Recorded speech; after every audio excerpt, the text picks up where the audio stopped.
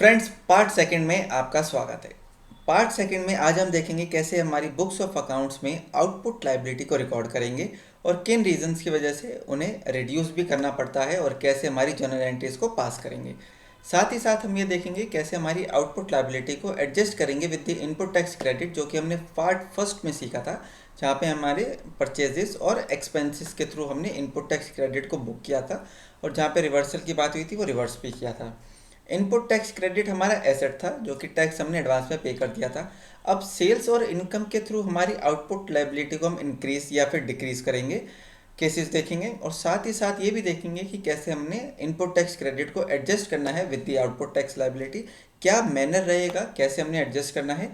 इन सभी बातों के ऊपर चर्चा करेंगे। बहुत ही इंटरेस्टिंग वीडियो होने वाली है। एग्जाम्पल्स के थ्रू समझेंगे, डिटेल में समझेंगे, आराम से समझेंगे, कोई जल्दी नहीं है। किसी भी पॉइंट पे कोई भी डाउट हो, क्वेरी, सजेशन है, feel free to comment in our comment section.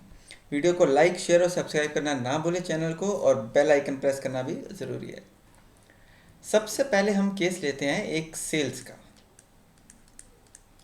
और उसी के साथ एक केस लेंगे सेल्स रिटर्न का, ताकि दोनों ही कंसेप्ट हम साइमल्टेनियसली समझ सकें। सेल्स में एक केस लेते हैं, मिस्टर शर्मा हैं।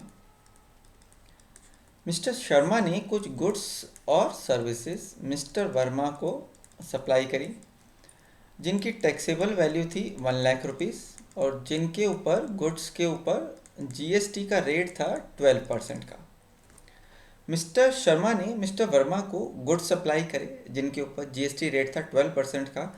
अब ये दोनों ही, मतलब हमारा जो सप्लायर है और जो बायर है, दोनों ही दिल्ली जीएसटी एक्ट में रजिस्टर्ड हैं, यानी वो दोनों ही सेम स्टेट में हैं।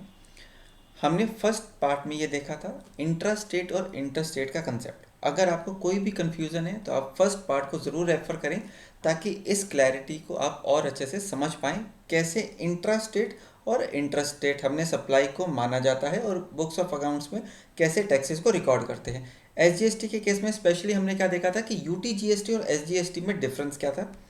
अब यहाँ पे ये दोनों ही दिल्ली में रजिस्टर्ड हैं। अब यहाँ पे सेल्स की एंट्री कैसे पास करेंगे। पहला केस लेते हैं जहाँ पे हमने कैश या फिर बैंक से रिसीव कर ली पेमेंट डायरेक्टली। तो हम बाय कैश या फिर by bank account debit total value, अभी नहीं लिख रहे, जब कंसेप्ट क्लियर हो जाएगा उसके साथ ही साथ लिख लेंगे, टू सेल्स। सेल्स हमने क्रेडिट करी। क्यों क्रेडिट करी, ये हमारा मॉडर्न अप्रोच कहती है। मॉडर्न अप्रोच क्या कहती है, रेवेन्यू जब इंक्रीज होगा तो क्या करेंगे, क्रेडिट। और यहाँ पे जब एसेट इंक्रीज होगा तो क्या करेंगे, डेबिट। सेल्स हमने रिकॉर्ड कर ली 1,00,000 रुपीज़ की, जो कि हमने मिस्टर वर्मा को करी, टू आउटपुट CGST। हम इस जीएसटी अमाउंट को डिवाइड कर लेते हैं टू पार्ट्स में। सबसे पहला पार्ट रहता है उस स्टेट का जो कि हमारा रहता है SGST। अगर ये एक यूनियन टेरिटरी होती तो हम इसको UTGST लिखते। और सेकंड पार्ट रहता है कॉरस्पॉन्डिंगली हमारा CGST एक्ट, जो कि साथ ही साथ चलता है। तो 6% हमारा CGST लग जाएगा और 6% हमारा SGST लग जाएगा। 6,000 रुपीज़ का हमारा आउटपुट लायबिलिटी SGST का और 6,000 रुपीज़ का हमारा SGST लग जाएगा। यानी टोटल जो हमारी इनवॉइस की वैल्यू बनी होगी वो होगी 1,12,000 रुपये। 1,12,000 रुपये ये हो गया डेबिट और ये अमाउंट हो गया हमारा क्रेडिट। कैश हमें रिसीव हुआ या फिर NEFT के थ्रू उसने पेमेंट कर दी मिस्टर वर्मा ने, तो हम ऐसे एंट्री कर देंगे। अब मान के चलते हैं कि हमने कुछ कैश रिसीव कर लिया और बाकी का हमने मिस्टर वर्मा के नाम से एक लेजर क्रिएट कर लिया। अब मिस्टर वर्मा का जो लेजर क्रिएट होगा वो किस में जाएगा, वो जाएगा अंडर द सन्ड्री डेटर्स। ये बन जाएंगे हमारी डेटर्स, यानी कंपनी ने इनसे पैसा और लेना है। To sales 1,00,000 rupees, to output CGST and to output SGST। ये था हमारा 6,000 रुपीज़ का। अब इसमें से मान लेते हैं कि 50,000 रुपीज़ हमारे को उन्होंने ऑन द स्पॉट पे कर दिया। बाकी का बैलेंस हमारा कितना बच गया? 62,000 रुपीज़ हमारे को एज सन्ड्री डेटर हमने मिस्टर वर्मा को हमारी बुक्स ऑफ अकाउंट्स में खड़ा कर दिया। ये हमारा केस था intra state supply. Intra state supply के केस में हम ये दो टैक्सेस को लेवी करते हैं, CGST एंड SGST या फिर UTGST। अब मान के चलते हैं कि इसमें से कुछ रिटर्न हो गया, मतलब मिस्टर वर्मा ने कुछ गुड्स वापस कर दिए, तो सेल्स रिटर्न हो गई। तो सेल्स रिटर्न के केस में क्या करेंगे? जब हमने इनकम इंक्रीज करी थी, यानी जब सेल्स बढ़ाई थी, तो हमने उसे क्रेडिट किया था। मॉडर्न अप्रोच क्या कहती है? अगर इनकम इंक्रीज होगी तो क्रेडिट और इनकम रिड्यूस होगी तो डेबिट। अब हमारी इनकम हो गई है रिड्यूस, यानी sales return. Sales return, sales return account debited. Suppose करते हैं कि 50,000 के गुड्स उन्होंने वापस कर दिए टैक्सेबल वैल्यू, साथ ही साथ क्या रिवर्स कर देंगे? बाय हमने टू आउटपुट लाइबिलिटी क्रिएट करी थी। जब हमने सेल्स करी थी तो हमारी आउटपुट लाइबिलिटी को हमने इंक्रीज किया था, यानी लाइबिलिटीज़ ये हमारी करंट लाइबिलिटीज़ हैं। करंट लाइबिलिटी इंक्रीज होती है तो क्रेडिट, अब वो रिड्यूस हो रही है तो डेबिट। बिल्कुल सही। By output CGST and by output SGST। अब ये भी कॉरस्पॉन्डिंगली 6% हम इसको रिड्यूस कर देंगे, जो कि 3,000 और 3,000 आ जाएगा। टू, अगर हमने कैश या फिर बैंक से बुक किया था तो कैश या फिर बैंक, टोटल आ जाएगा हमारा 56,000। और अदरवाइज अगर हमने सन्ड्री डेटर का लेजर बना दिया था मिस्टर वर्मा का, तो हम उसको रिड्यूस कर देंगे विथ 56,000 रुपीज़, क्योंकि अब कंपनी ने 56,000 की वैल्यू मिस्टर वर्मा से नहीं लेनी है। ये है फ्रेंड्स हमारा केस, इन केस जहाँ पे हमने इंट्रा स्टेट सप्लाई करी। अब देखते हैं इंट्रा स्टेट सप्लाई के केस में।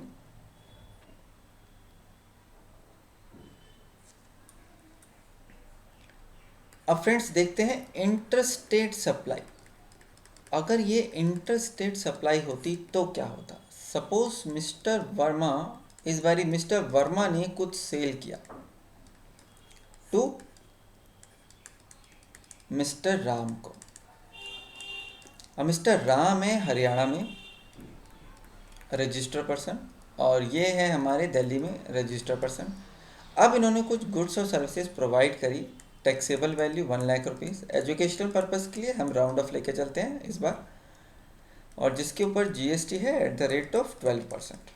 अब इस केस में क्या है? सप्लायर और प्लेस ऑफ सप्लाई, अब ये है हमारी डिफरेंट स्टेट्स में, तो इसे हम कहेंगे इंटर स्टेट सप्लाई, जहाँ पे हम अब चार्ज करेंगे IGST, यानी अब कोई भी पार्ट GST का जो टैक्स अमाउंट है वो कुछ भी पार्ट CGST में नहीं जाएगा, ये पूरा का पूरा हम अंडर IGST ही चार्ज करेंगे।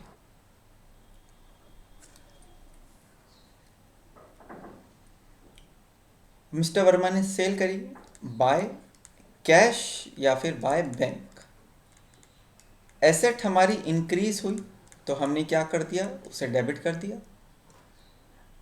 टोटल वैल्यू आ जाएगी टू सेल्स। रेवेन्यू अकाउंट को हमने क्रेडिट कर दिया 1 लाख रुपए से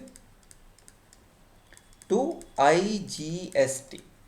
दिस टाइम हमने जो 12% का पूरा टैक्स था उसको बाइफरकेट नहीं करा। क्यों? क्योंकि एक इंटरस्टेट सप्लाई है और इंटरस्टेट सप्लाई में सिर्फ IGST चार्ज होता है, तो 12 का 12,000 पूरा चला जाएगा अंडर IGST।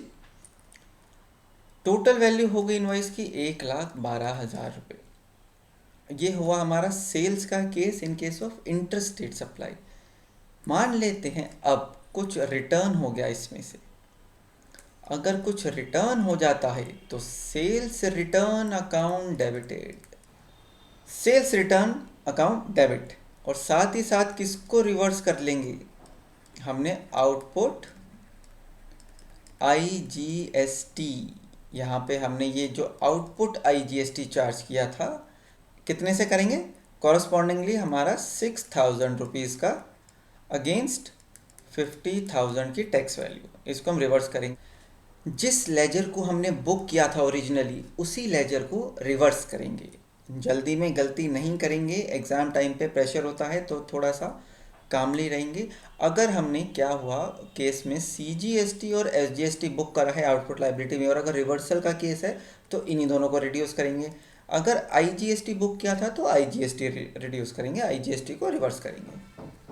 टू, अगर कैश या बैंक से था तो कैश या बैंक 56,000। यहाँ पे हमने कैश या बैंक का जैसे केस लिया था तो रिवर्सल के केस में भी हमने कैश या बैंक, अगर हमने डेटर क्रिएट किया होता तो डेटर को रिड्यूस कर देते। ये है फ्रेंड्स हमारा केस जहाँ पे हमने सेल्स की फिगर में देखा कि कैसे अगर सेल्स या फिर सेल्स रिटर्न है, कोई इनकम बुक कर रहे हैं तो कैसे हमने आउटपुट लायबिलिटी को क्रिएट करना है और साथ ही साथ रिड्यूस करना है। अब एक एग्जांपल लेते हैं जिसमें हमारे को रेंट रिसीव हुआ है। सपोज करते हैं कि मिस्टर वर्मा ने कोई प्रेमाइसिस दी हुई थी रेंट में, तो इनको रेंट रिसीव होता है, rent receive from Messrs ABC enterprise या फिर मिस्टर मलिक, कोई भी एग्जांपल ले लेते हैं। अब रेंट रिसीव हुआ इनको कितना, 1 लाख रुपीज़ का, जिसके ऊपर GST था हमारा एट द रेट ऑफ 18%। अब मिस्टर वर्मा अपनी सेल्स बुक में अपनी इनकम को कैसे बुक करेंगे। मान लेते हैं कि इनको कैश में रिसीव हुआ अगर, तो बाय कैश या फिर बाय बैंक अकाउंट डेबिटेड, इसमें से जितना भी उनको एज अ कैश या फिर बैंक में रिसीव हुआ है उतना अमाउंट आ जाएगा।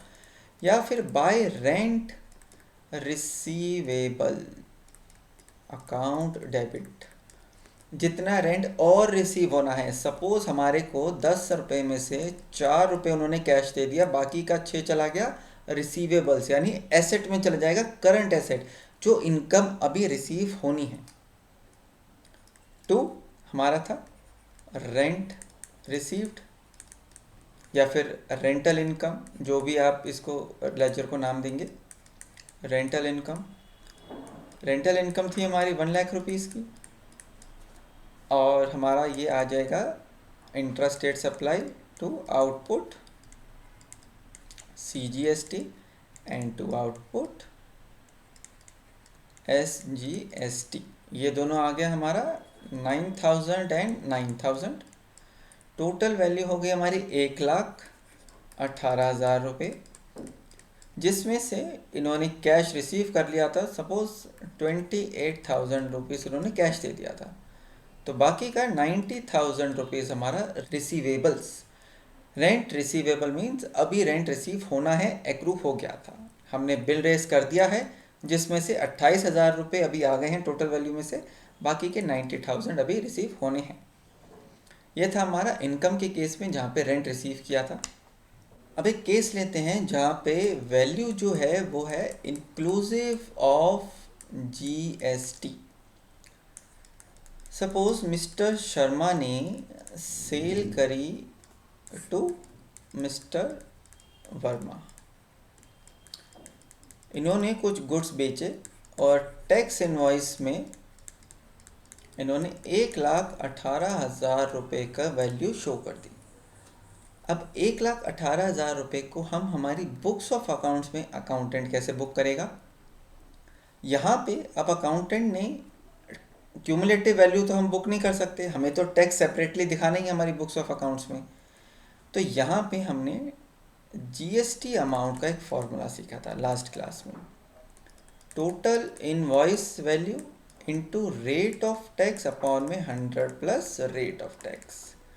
तो टोटल वैल्यू है 1,18,000 रुपये इंटू 18 अपॉन में 100 प्लस 18, तो ये वैल्यू आ गई हमारी GST अमाउंट की 18,000 रुपीज़।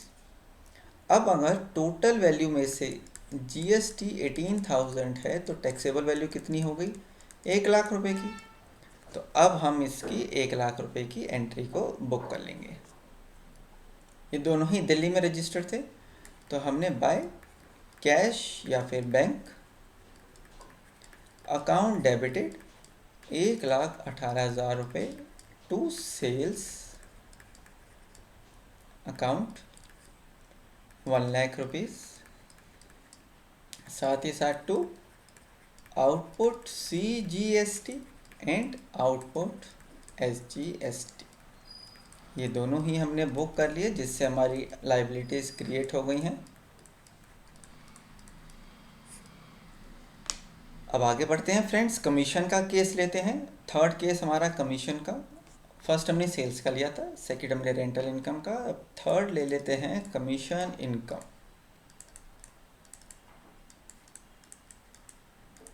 कमीशन इनकम के भी केस में अगर हम इंट्रास्टेट और इंट्रास्टेट देखें, अगर इंट्रास्टेट कमीशन है तो हम क्या क्या चार्ज करेंगे, CGST एंड SGST या फिर UTGST, और अगर इंटरस्टेट है तो सिंपली IGST। मान लेते हैं मिस्टर मलिक, इनको कुछ कमीशन इन्होंने रेस करी है, इनको इनकम हो गई है कमीशन इनकम, जिसकी टैक्सेबल वैल्यू हम 1,00,000 ही ले लेते हैं, जिस पे GST है @18%। अब अगर मान लें कि कमीशन इनकम इनको हुई है जो कि पर्सन रजिस्टर्ड इन दिल्ली है, ये भी दिल्ली में थे, इन्होंने बिल रेस किया to mister Ram against commission, तो अब एंट्री कैसे पास करेंगे, बाय बैंक या फिर cash account debit. Asset increase हुई तो हमने डेबिट कर दिया to commission income. Commission income है हमारी 1,00,000 रुपीज़ की, to output CGST and output SGST। अब ये दोनों ही 99,000 के हिसाब से हमने एंट्री को बुक कर लिया, तो टोटल वैल्यू आ गई 1,18,000। मान लेते हैं इसमें से कुछ रिसीव हुआ था, बाकी का बैलेंस खड़ा हो गया, तो 18,000 इन्होंने सपोज रिसीव कर लिया था, तो वो चला जाएगा बाय कैश या बैंक, और कमीशन रिसीवेबल्स अकाउंट डेबिट ये बन जाएगी हमारी करंट एसेट। बाकी का 1,00,000 रुपये हमारे को कमीशन रिसीव होनी रह गई कंपनी को। अब फोर्थ केस लेते हैं ट्रेड डिस्काउंट का। सपोज मिस्टर राहुल ने कुछ गुड्स सोल्व करे टू मिस्टर कार्तिक। अब कार्तिक हैं हरियाणा में और राहुल है रजिस्टर्ड इन दिल्ली। इन्होंने लिस्ट प्राइस है इनके गुड्स का 50,000 रुपीज़। इन्होंने गुड्स सोल्ड करे टू मिस्टर कार्तिक, जिसके ऊपर इन्होंने दिया इसको trade discount at the rate of 10%, और इन गुड्स के ऊपर GST का रेट है 18%। अब इस केस में सेल्स को बुक कैसे करेगा मिस्टर राहुल, हम लेजर क्रिएट कर लेते हैं मिस्टर कार्तिक का। सपोज हमने क्रेडिट पे सेल किया है, यह है हमारी credit sale. So total value आ जाएगी हमारी क्रेडिट सेल में लेजर के against mister Kartik to sales.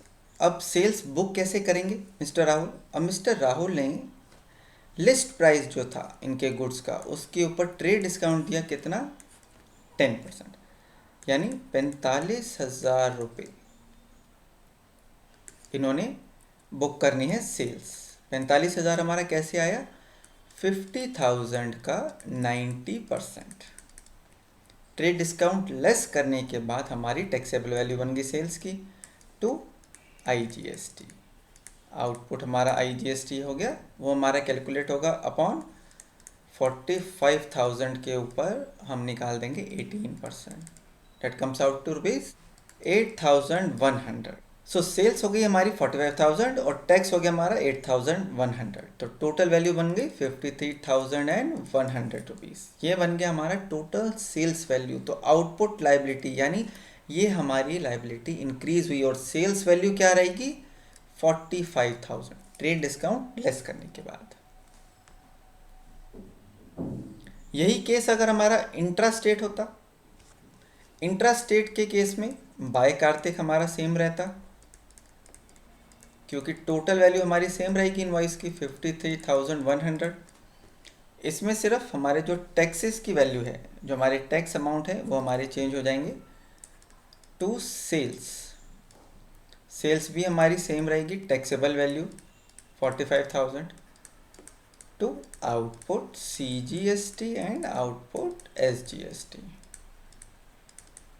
Intra state के केस में हम इसको डिवाइड कर देंगे 9% एंड 9%, ये आ जाएगा हमारा 40504050। ये बन गई हमारी इंट्रा स्टेट सप्लाई और ये बन गई थी हमारी इंटर स्टेट। अब इसके बाद फ्रेंड्स कंसेप्ट लेते हैं कैश डिस्काउंट का। Cash discount allowed. अगर मैंने 100 रुपये की सेल करी और मैं सामने वाले को कह रहा हूँ मुझे अभी पेमेंट कर दे तो मैं तुझसे 98 रुपीज़ लूँगा, तो यानी 2 रुपये का मैं उसको कैश डिस्काउंट दे रहा हूँ, एक्सपेंस बुक हो जाएगा। या फिर मैं इसे कहता हूँ कि मुझे तू 7 दिन में अगर पेमेंट कर देगा तो मैं तुझे 2% कैश डिस्काउंट दूंगा। तो वो अगर 7 दिन में 98% मुझे पे कर देता है तो ये कैश डिस्काउंट मेरा खर्चा बुक हो जाएगा और सेल्स वैल्यू में से हम इसको रिड्यूस करेंगे। यानी अगर हमने आउटपुट लाइबिलिटी 100 रुपये पे हमने क्रिएट कर दी, सपोज हमने 1 अप्रैल को एक बिल काटा 100 रुपये का, हमने उसे कहा कि भाई नेक्स्ट 7 डेज़ के अंदर यानी 7 अप्रैल तक अगर तू मुझे 98 रुपीज़ पे कर देगा तो मैं तुझे 2 रुपये का डिस्काउंट दे दूँगा। 2 रुपये का जो ये कैश डिस्काउंट है मेरा, वो मेरा आउटपुट लाइबिलिटी जो मैंने 100 रुपये के टाइम पे suppose at the rate of 12% है, 12 रुपये जो मैंने बुक कर ली थी, उस 12 रुपये में से मैं इस 2 रुपये की लाइबिलिटी का 12% मैं रिड्यूस कर दूँगा। क्योंकि सेल्स में अंडर GST हम कैश डिस्काउंट को कंसीडर करते हैं। जब आउटपुट लाइबिलिटी हम बुक करते हैं तो उसमें से जो हमने डिस्काउंट अलाउ किया, क्योंकि वो मेरा एक्सपेंस रह गया, वो मेरे को लॉस हो गया कंपनी को, उस लॉस का मैं रिवर्सल कर देता हूँ आउटपुट लाइबिलिटी का। इसी बात को समझने के लिए एक एग्जांपल लेते हैं। एक असेसी हैं सुनील, मिस्टर सुनील।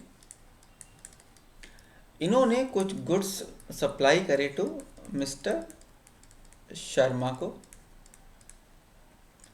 जिनकी टैक्सेबल वैल्यू थी 1 लाख रुपीज़।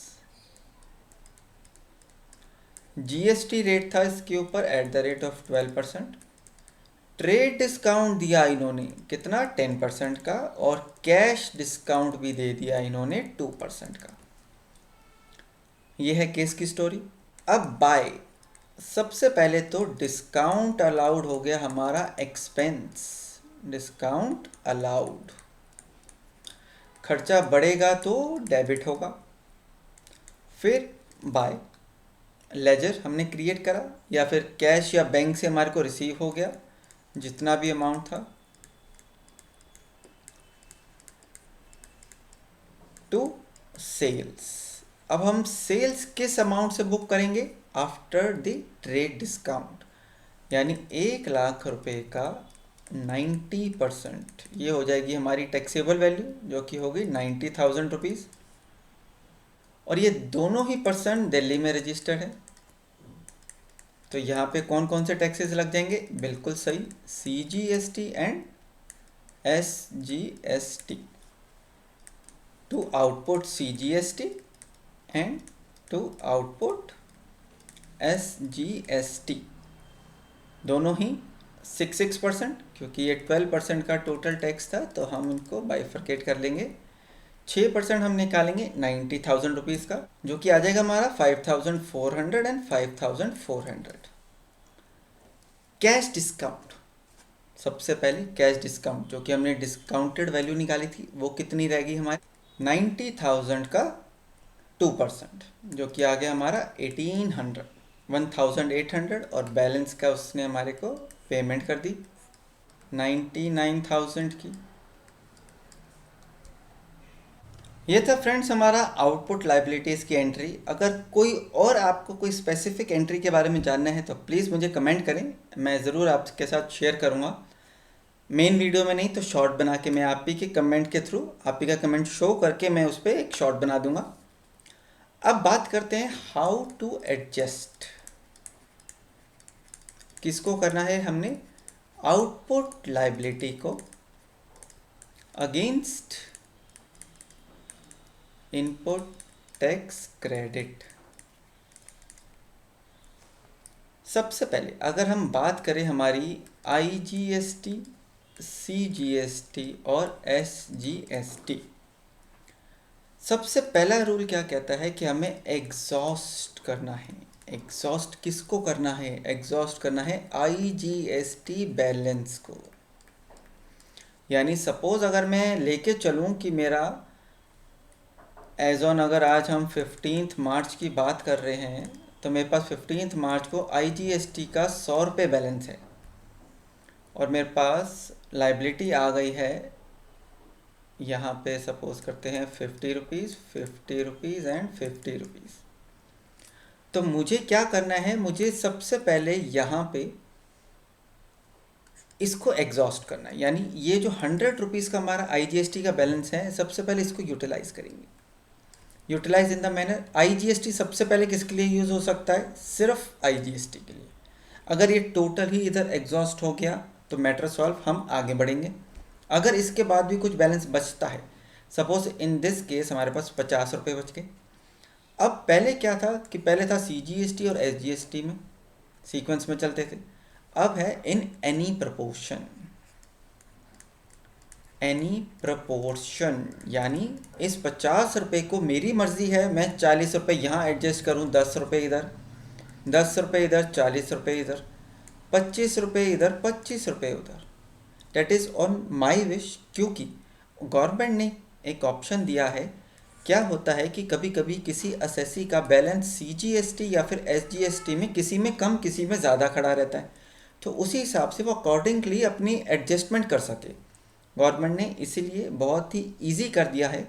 सबसे पहला रूल हो गया हमारा, हमने IGST बैलेंस को एग्जॉस्ट करना है। बैलेंस IGST अमाउंट को किसी भी प्रपोर्शन में CGST या फिर SGST में यूज़ कर सकते हैं।